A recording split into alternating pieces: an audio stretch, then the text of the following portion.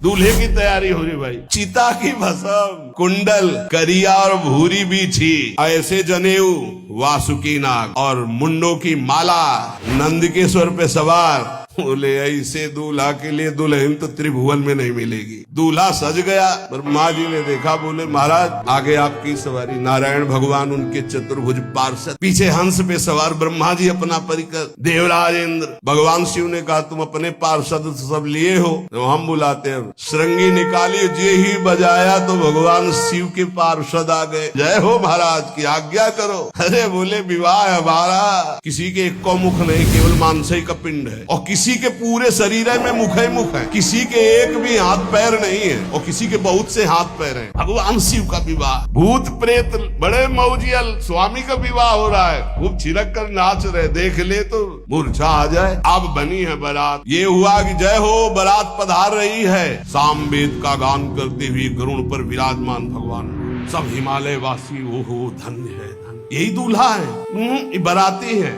दूल्हा तो भी बहुत है, सुंदर हो गए। सब देख के लुभायमान हो गए। नारायण परिकर सब। पीछे देखा हंस पर सवार भगवान ब्रह्मा जी। दूल्हा पीछे, गांव के नगर के लोग है ना, ये दूल्हा नहीं। सयाने लोग कहते हैं दूल्हा। दूल्हा तो ये तो ब्रह्मा जी है, देवराज इंद्र। ये दूल्हा नहीं नहीं नहीं, ये दूल्हा नहीं, ये दूल्हे की बाराती है। जब सब निकल गए तो बहुत हृदय में आनंद था कि अब दूल्हा के दर्शन होंगे। जो ही दूल्हा की पार्टी आई, जितने अगवाली कर ले आए थे, धोती संभाल के जान बचा के भागे।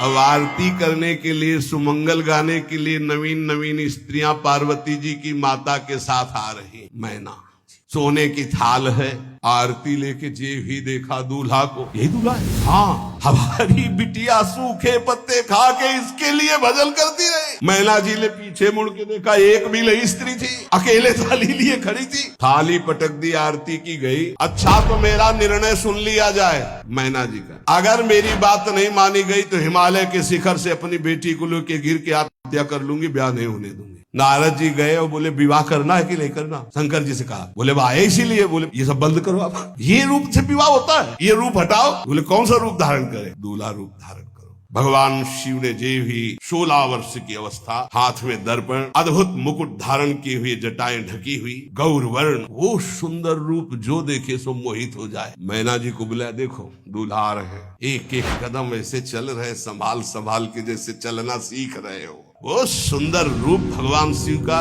जो देखे सो मोहित। मैना ने कहा, अहो भाग्य, ऐसे दूल्हा। बोले वही है जो नंदी पे सवार थे।